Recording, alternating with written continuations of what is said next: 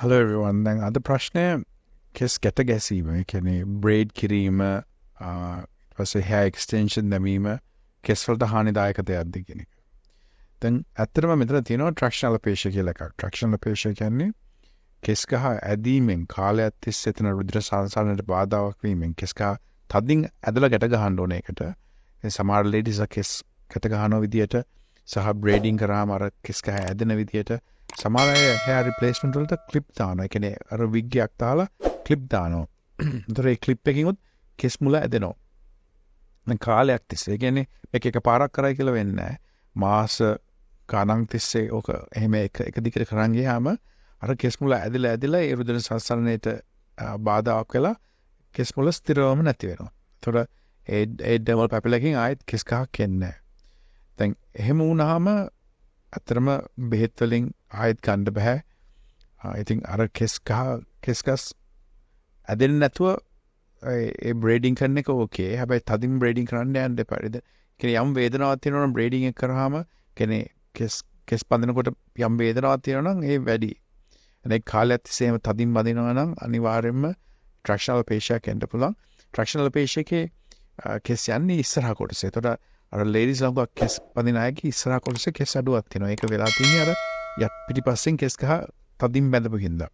දැන් එහෙම වුණොත් ආයෙත් බෙහෙතලින් ගන්න බෑ කිව්වාගේ. ඉතින් ආයෙත් අපි ගාවටම එන්න වෙනවා. ඇවිල්ලා ඒ නිසි පෙනුම ආයෙත් ගන්න හරි කැමති පෙනුමක් ගන්න. අපි Sapphire තාක්ෂණයෙන් ඉතා ළඟ වටේ කෙස් වලින් ඒ අඩුපාඩු හදලා දීලා වැවෙන කෙස් කලමක් ඒ ප්‍රදේශයට ආයෙත් අරන් දෙනවා. හැබැයි කලියුත්තේ දැන් ආයෙත් ඒ කෙස් වලටත් මේ තදින් බඳින්න යන්න එපා. මොකද ඒතරොත් කෙස් වල කොහොමද ඩැමේජ් වෙන්නේ. ඒ පුරුද්ද අත්තරින්න. හැබැයි කෙස් අඩුවක් තියෙනවා අපි හිතවමු.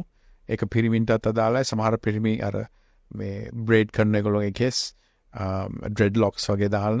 ඉතින් අර එහෙම දාන්න ගියොත් ඕකෙන් කාලයක් තිස්සේ කෙස් යනවා. ඉතින් නොකර ඉන්න එක තමයි වඩාත් හොඳ.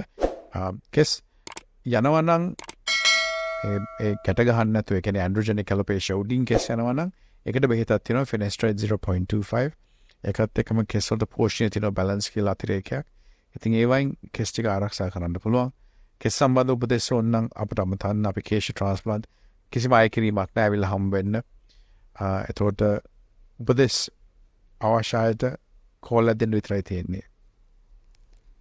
34% of Colombo district had diabetes, while another one-third had high blood sugar levels. It was found that Sri Lanka has the highest rate of diabetes in all of Asia and one of the highest in the world. 38% of Sri Lankans with diabetes have not been diagnosed. In other words, 1 million Sri Lankans do not know that they have diabetes. Diabetes is more common in Sri Lankans who are overweight and those who are better off or living in developed areas of the country. The highest rates are seen in Western Province, Jaffna and some parts of the Northern and Eastern Province. Use balance to control your carbohydrate intake. ඔබ කන්න පිෂ්ඨ ප්‍රමාණය පාලනය කරන්න balance යොදා ගන්න.